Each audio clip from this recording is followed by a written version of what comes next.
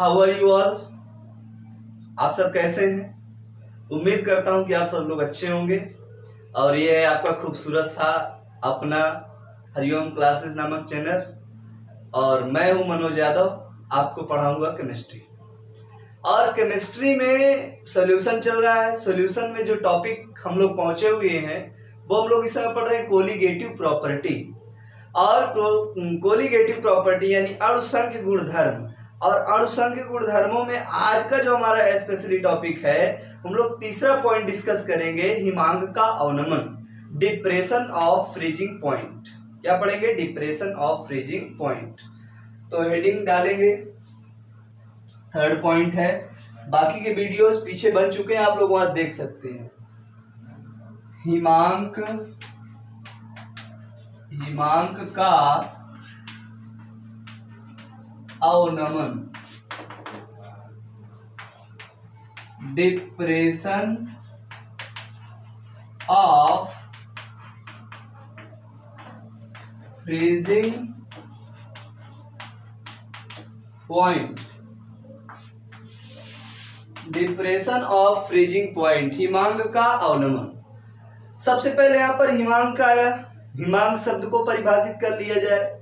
हिमांक क्या होता है बताइए? हिमांक आप नाम से स्पष्ट हैं, हिम धन आंक, मतलब ऐसा ताप जिस पर कोई द्रव, ऐसा ताप जिस पर कोई द्रव किस में बदल जाए? ठोस में बदल जाए, हिम में बदल जाए। हिमांक, हिम माने पहाड़, समझ रहे हैं ना? और काहे का पहाड़? बर्फ का। हिम माने बर्फ, पहाड़ नहीं। जैसे हिमालय कहा गया तो हिमालय क्या है? बर्फ का पहाड़ ही तो है। तो हिम माने बर्फ और आंक माने टेम्परेचर, बर्फ बनने का ताप हिमांक है। फिलहाल ये सारी बातें तथ्यात्मक है और हमें लेकर के चलना है किसको? केमिस्ट्री को, रसायन विज्ञान को। बस बोलने जा रहा हूं हिमांक किसे कहते हैं। कोई पूछ ले हिमांक किसे कहते हैं तो आप क्या कहेंगे, उस विषय पे बता रहा हूं, समझना जरा ध्यान से। जिस ताप पर किसी द्रव का वाष्प दाब ठोस के वाष्प दाब के बराबर हो जाए, उस ताप को हिमांक कहते हैं। क्या कहते हैं? हिमांक। जिस ताप पर किसी द्रव का वाष्प दाब ठोस के वाष्प दाब के बराबर हो जाए, जिस ताप पर किसी द्रव का वाष्प दाब ठोस के वाष्प दाब के बराबर हो जाए, उस ताप को क्या बोलेंगे? हिमांक बोलेंगे। क्या बोलेंगे? हिमांक। आइए लिख लेते हैं इसी बात को। पहले तो हिमांक का अनुमान छोड़ के हिमांक की बात कर लेते हैं। हिमांक, हिमांक क्या होता है? जैसे हमने क्वथनांक बताया था उसी तरह हिमांक बता रहे हैं। हिमांक क्या है? जिस ताप पर किसी द्रव भी ले सकते हैं, विलेन भी ले सकते हैं, कुछ भी, द्रव का वाष्प दाब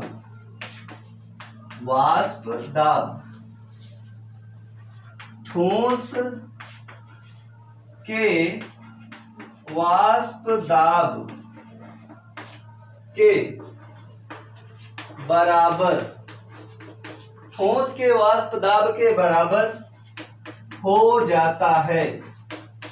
हो जाता है, उस ताप को क्या कहते हैं?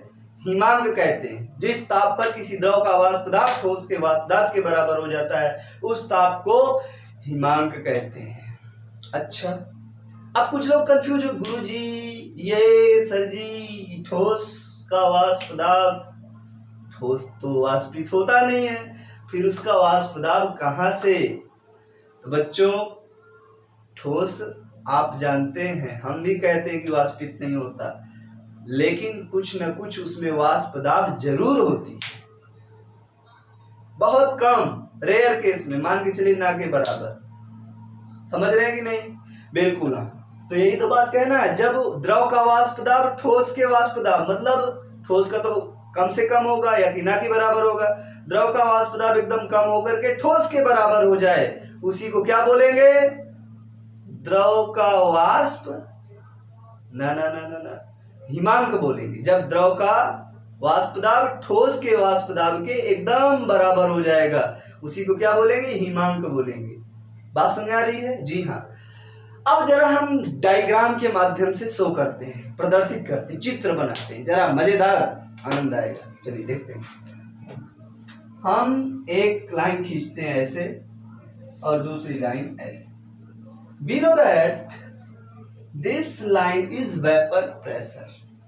वाष्प दाब ऊपर जाने पर वाष्प दाब बढ़ रहा है, एंड दिस मतलब यहां जाने पर हमारा क्या बढ़ रहा है? ताप बढ़ रहा है, टेम्परेचर बढ़ रहा है, ताप बढ़ रहा है।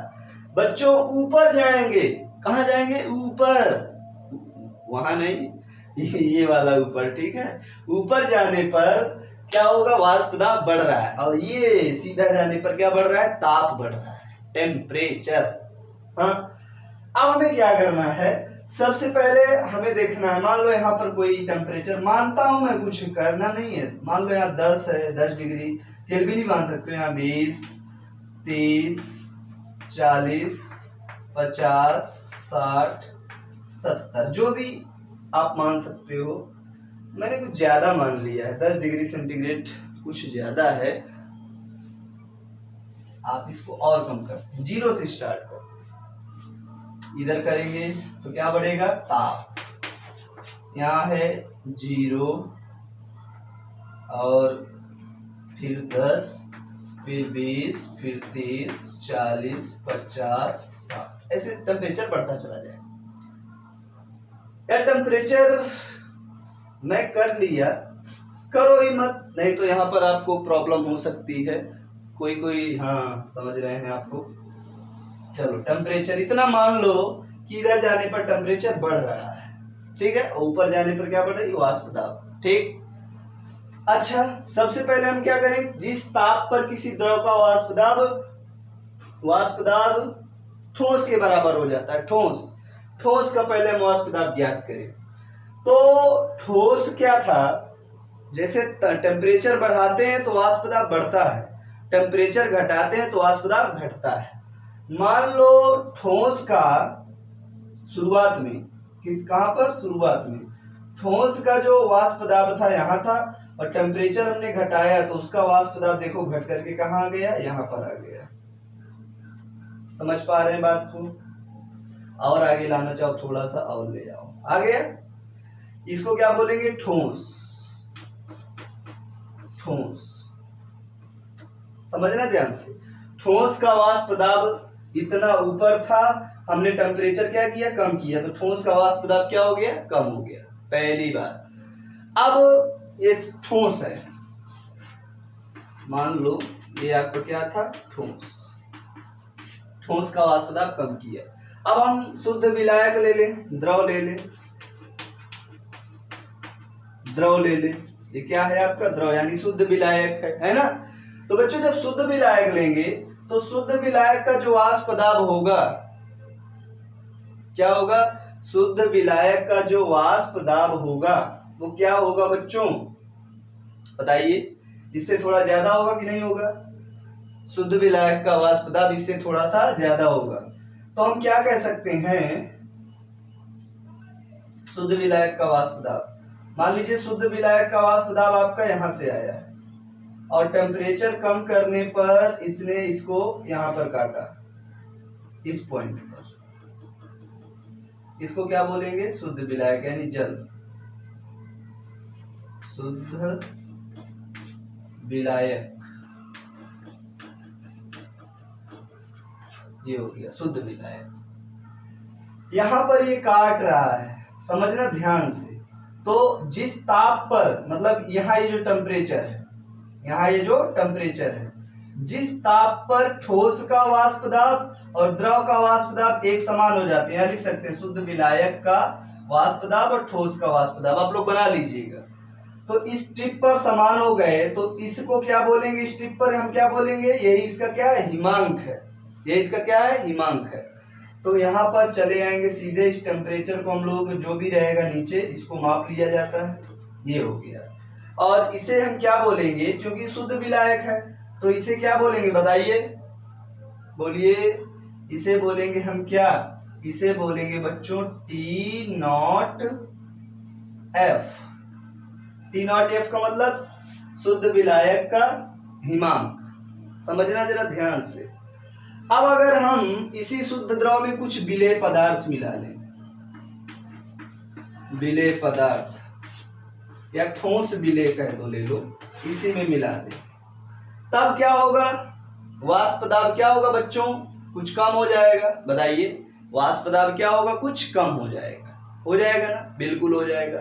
वाष्प दाब कुछ कम हो जाएगा तो हम लोग क्या कह सकते हैं, वाष्प दाब क्या हो जाएगा बच्चों, कुछ कम हो जाएगा। मतलब जब शुद्ध विलायक था, इसमें ठोस विलेय मिलाया तो विलेयन बन गया, मतलब ये दोनों मिलके क्या हो जाएंगे, विलेयन।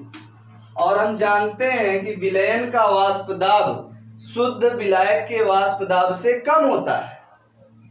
विलयन का वाष्प दाब शुद्ध विलायक के वाष्प दाब से कम होता है, हम जानते हैं। तो बेटा यहां से हम लोग मान लो विलयन है, क्या है विलयन, भाई टेम्परेचर ज्यादा दे रहे हैं, टेम्परेचर ज्यादा देंगे तो ज्यादा टेम्परेचर पर विलयन का वाष्प दाब मान लो यहाँ पर आया, ठीक है ना। अब विलयन का वाष्प दाब यहाँ पर आया ज्यादा टेम्परेचर देने पर, तो यहाँ से सीधा चला आएगा, यहाँ से सीधा चला आएगा, यहाँ सीधा आ रहा है, आ रहा है। और इस लाइन को थोड़ा सा आप लोग ऐसे बनाएंगे, ठीक है। यहाँ से आया और कहाँ पर काटा, इस टिप पर काटा, यहाँ पर काटा, यहाँ मैंने गोला लगा दिया, समझिएगा ध्यान पूर्वक। कहाँ पर काटा, यहाँ पर। ये क्या था आपका, विलयन का वाष्प दाब था, विलयन। विलयन का वाष्प दाब, शुद्ध विलायक का वाष्प दाब, ठोस का वाष्प दाब। विलयन का वाष्प दाब आया और यहाँ पर काट रहा है, विलयन का वाष्प दाब आया और यहाँ पर काट रहा है। विलयन के वाष्प दाब को क्या बोलेंगे बेटा, टी एफ बोलेंगे, वाष्प दाब नहीं, सॉरी, विलयन के हिमांक को क्या है, ये तो विलयन का वाष्प दाब था, ये कम होते होते आया, विलयन का वाष्प दाब और ठोस का वाष्प दाब यहाँ पर मिल रहा, बराबर हो रहा है, तो इस टिप को क्या बोलेंगे, टीएफ। टीएफ मतलब क्या, विलयन का हिमांक, विलयन का हिमांक। ये है आपका शुद्ध विलायक का हिमांक और ये है आपका विलयन का हिमांक। इन दोनों का जो अंतर होगा, जो दोनों का डिफरेंस होगा, वो क्या कहलाएगा, हिमांक कहलाएगा। और हिमांक ही नहीं कहलाएगा, हिमांक में क्या है, हिमांक का अवनमन। शुद्ध विलायक के हिमांक और विलयन के हिमांक के अंतर को सुनिए ध्यान से, शुद्ध विलायक के हिमांक और विलयन के हिमांक दोनों के अंतर को हिमांक का अवनमन कहते हैं, जिसे हम किससे प्रदर्शित करते हैं, डेल्टा टी एफ से प्रदर्शित करते हैं, डेल्टा टी एफ से प्रदर्शित। ध्यान पूर्वक सुनिए, बहुत ही मजेदार चीज बता रहा हूं आपको, डेल्टा टी एफ से प्रदर्शित करते हैं। अब अगर हम यहाँ पर डेल्टा टी एफ को दर्शाना चाहें, मतलब हिमांक का अवनमन ज्ञात करना चाहें, तो ध्यान पूर्वक सुनिए बच्चों, delta T F is equal to, delta T F is equal to, अच्छा ज्यादा किसका हिमांक होगा, बताइए बताइए, ज्यादा किसका हिमांक होगा, बताइए बताइए बताइए, जल्दी बताइए, ज्यादा हिमांक होगा किसका, विलयन का कि शुद्ध विलायक का। आंसर आएगा सर जी, ज्यादा तो होगा इसका, शुद्ध विलायक का। जी हाँ, ज्यादा किसका होगा, शुद्ध विलायक का, कम किसका होगा, विलयन का। जब किसी शुद्ध विलायक में विलेय पदार्थ घोल देंगे तो विलयन बनेगा और उसे हम फ्रीज करेंगे, जमाएंगे तो शुद्ध विलायक से पहले फ्रीज हो जाएगा, जम जाएगा, समझ रहे हैं। तो कहेंगे शुद्ध विलायक का हिमांक ज्यादा है और विलयन का हिमांक कम है। कोई बात यहाँ पर आ जाएगी, कहेंगे क्या, टी नॉट एफ शुद्ध विलायक का हिमांक माइनस टी एफ, यही तो है हमारा कॉन्सेप्ट, यही है ना। जी हाँ बिल्कुल है। अब हम क्या कहेंगे, अब हम क्या कहेंगे, यहां से परिभाषा निकाल सकते हैं, यहां से क्या निकाल सकते हैं, परिभाषा।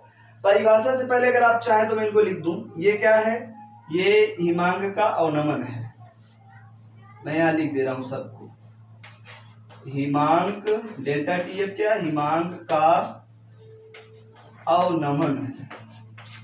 T F T not F क्या है बच्चों, शुद्ध विलायक का हिमांक है, शुद्ध विलायक का हिमांक। टीएफ क्या है?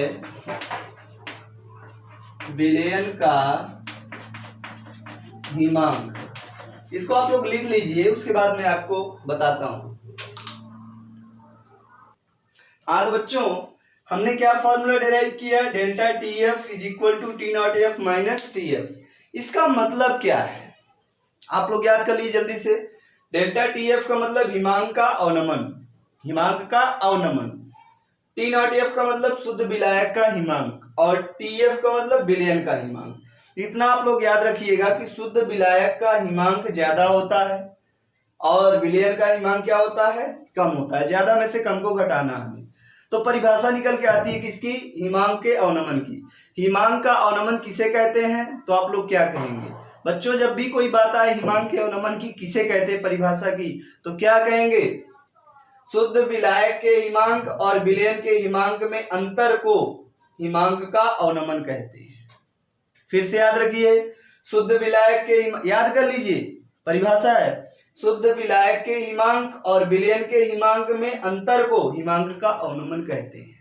लिख लीजिए, शुद्ध विलायक के हिमांक और विलयन के हिमांक में अंतर को हिमांक का अवनमन कहते हैं।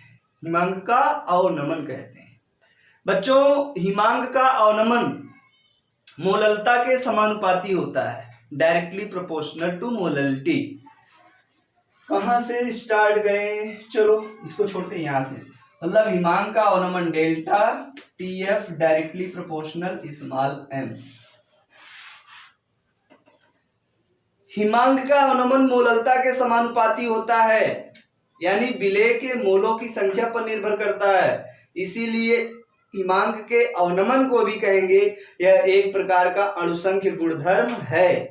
ठीक है ना? आइए अब यहां से जरा हम थोड़ा फार्मूला डिराइव करेंगे।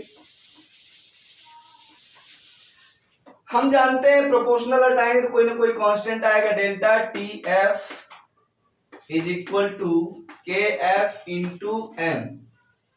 एम फॉर मोललिटी, एम का मतलब मोललिटी। मोललिटी कैसे निकलती है? W B by M B divided by 1000 upon W A, काय में केजी। एम बराबर विलेय का भार, विलेय का भार बटे विलेय का अणुभार 1000 बटे विलायक का द्रव्यमान काय में किलोग्राम में।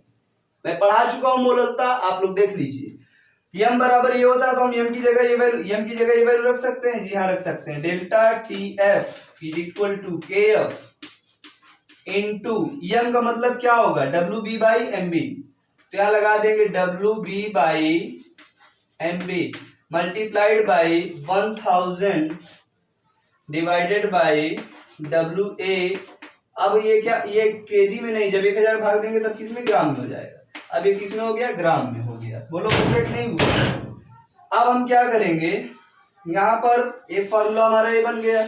अगर हम चाहें तो एमबी को बाहर भी ला सकते हैं। अगर हम एमबी को बाहर लाते हैं तो डेल्टा टी एफ अंदर चला जाएगा। तो MB is equal to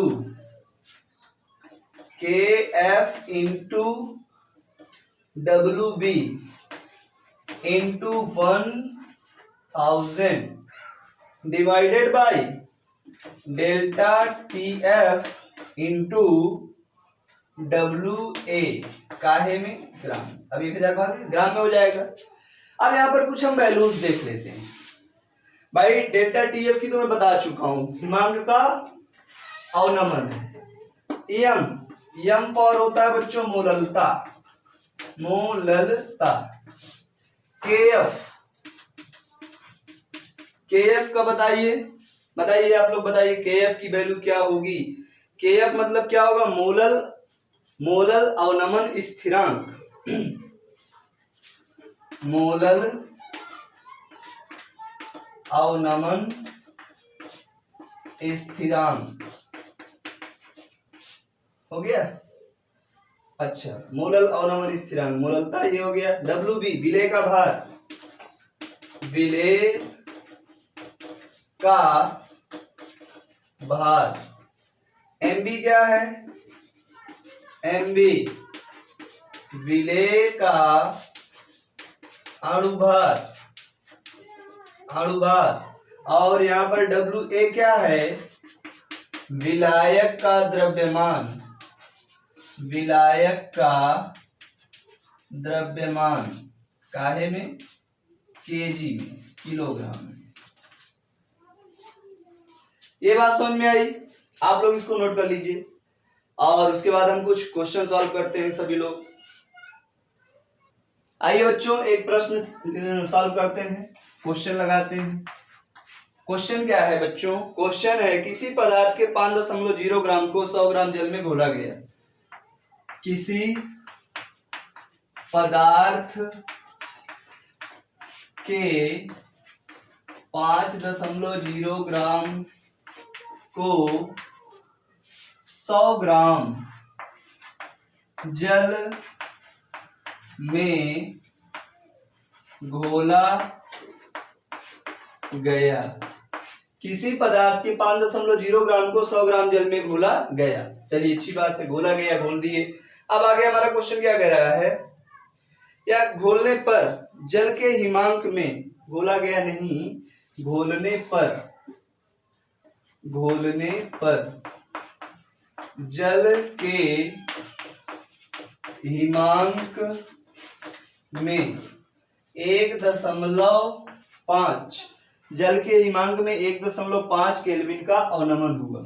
1.5 kelvin का अवनमन माने कमी, अवनमन हुआ।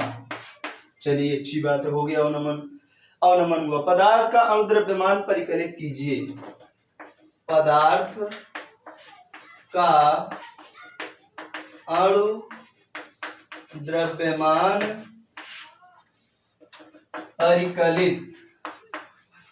परिकलित कीजिए।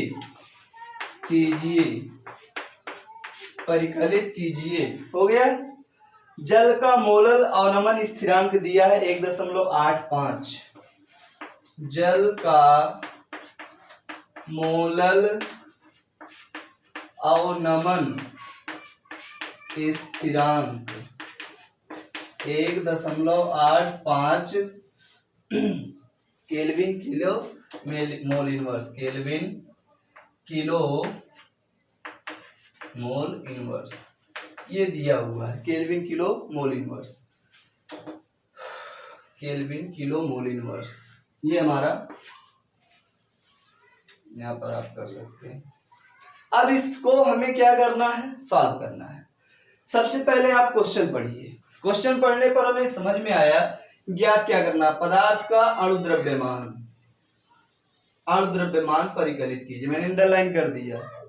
सबसे पहले हमें फॉर्मूला लगाना है। फॉर्मूला हम लोग जानते हैं। फॉर्मूला क्या है बच्चों, delta TF is equal to KF into WB into 1000 upon MB into WA काहे में, ग्राम में। भाई 1000 भाग दिए ग्राम में हो जाएगा, नहीं देंगे तो यहाँ केजी में रहेगा। अच्छी बात है। अब हमें देखिए डेल्टा TF, आप वहां से याद कर चुके हैं। यहां पर देखिए डेल्टा TF बराबर कितना है। किसी पदार्थ के 5.0 ग्राम को 100 ग्राम जल में घोलने पर हिमांक में, जल के हिमांक में 1.5 केल्विन का अवनमन हुआ। मतलब हिमांक में अवनमन हुआ अर्थात 1.5 केल्विन। ये क्या है आपका डेल्टा TF। अच्छा, KF चाहिए, मोलल उन्नयन स्थिरांक ये दिया हुआ, मोलल अवनमन स्थिरांक 1.85। अब उसके बाद WB विलेय का भार। किसी पदार्थ के 5.0 ग्राम को 100 ग्राम जल में घोला गया। 100 ग्राम जल विलायक है, 5.0 ग्राम विलेय है, तो WB क्या हो गया आपका, WB आपका हो गया 5 ग्राम, 5.0 यानी 5, और MB विलेय का अणुभार। यही तो पूछ रहा है, पदार्थ का अणुभार परिकलित, मतलब ये पूछ रहा है। WA विलायक का द्रव्यमान कितना है बच्चों, 100 ग्राम जल है। आइए इस फॉर्मूले में रख देते हैं, हमारा आंसर हो सकता है आ जाए। चलिए यहाँ से स्टार्ट करते हैं। डेल निकालना क्या है, एमबी निकालना है, तो पहले एमबी को आप बाहर कर लो, यहीं पे कर लेते हैं एमबी को बाहर। तो क्या हो जाएगा, MB is equal to K F into W B into 1000 divided by delta T F अंदर चला जाएगा, तो delta T F into W A काहे में, ग्राम में। बिल्कुल सही बात है। अब उसी फॉर्मूले में हम सारी वैल्यूज को रख देंगे, हमारा आंसर आराम से आ जाएगा। तो हम क्या बोलेंगे बच्चों, यहां से स्टार्ट करते हैं। एम बी मतलब विलय का अनुभार बराबर के एफ बराबर कितना आया, 1.85 गुणित डब्ल्यू बी विलय का भार कितना है 5 गुणित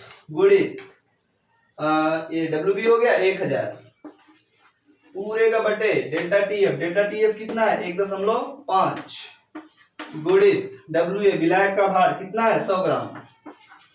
बोलो, अच्छा ये 1000 है ना फॉर्मूला में। अब इसको सॉल्व करना बड़ी आसान चीज है, तो डबल जीरो कैंसिल। अब क्या होगा, अब ये होगा, और आगे कर लो, आपको करना है। और चलो कर लेते हैं, थोड़ा सा बचा क्या मेरे पास। अगर देखो यहाँ के दशमलव हटाना है तो एक दशमलव तो ऑलरेडी नीचे है, तो एक कैंसिल हो जाएगा और एक बढ़ेगा तो एक जीरो हम यहाँ बढ़ा देंगे, हमारा काम और आसान हो जाएगा। क्या बोलेंगे, 185 गुणित 5 गुणित 10 ऊपर बचेगा, भाई ये 10 बचा है, और नीचे क्या हो जाएगा 15 150। बात समझ में आ रही है ना, यहाँ का कॉन्सेप्ट। एक बराबर हो गए, एक बढ़ा था एक जीरो बढ़ा दिया हमने। अब देखिए यहाँ पर एक जीरो कैंसिल, 5 एकम 5 दिया 15, ठीक, बिल्कुल सही बात। अब क्या करेंगे, 3 एकम 3 छंग 18 और 2 बार जाएगा नहीं, 3 एकम 3, और जब 3 गया 2 बचा, दशमलव लगाएंगे तो 2 के आगे जीरो बढ़ेगा, 0 पर 3 छंग 18 और 3 सत्ते 21, लगभग 6 बार ले चलो आप, तो आप और आगे भी जाएगा, लेकिन आप 7 मान लेंगे तो आपका आंसर आ जाएगा। फिर भी हम इजेक्ट मानते हैं 61.6, कितना बच्चों 61.6 मोल प्रति लीटर आपका आंसर आ जाएगा, 61.6। चूंकि ये मोल प्रति लीटर नहीं आएगा, ग्राम प्रति मोल आएगा, ग्राम प्रति मोल। ये विलय का भार है ना, हम कह सकते हैं M B is equal to 61.6 gram per mole, विलय है इसीलिए ग्राम पर। बात समझ में आई। इस प्रकार के सवाल हमारी परीक्षा के हिसाब से बहुत ही इंपॉर्टेंट होते हैं, बहुत ही सटीक होते हैं। आप सभी लोग लगाते रहे, कोई हार्ड नहीं है सवाल, बहुत आसान सा सवाल है। इस प्रकार के आ जाते हैं, बस देखने में बड़े बड़े लगते हैं। तो आप सभी से रिक्वेस्ट है कि बढ़िया सा बेहतरीन तरीके से पढ़ाई करिए और नोट्स बनाइए, क्वेश्चन लगाइए, ज्यादा से ज्यादा क्वेश्चन लगाइए, अधिक से अधिक क्वेश्चन लगाइए। इस सॉल्यूशन नामक चैप्टर में यही सवाल ही इंपॉर्टेंट होते हैं। तो चैनल को लाइक, सब्सक्राइब और शेयर करना ना भूलिए। आप अपनी जिम्मेदारी निभाइए, मैं अपनी जिम्मेदारियों को निभा रहा हूं। तो हम फिर मिलेंगे अगले लेक्चर पे, तब तक के लिए हरिओम।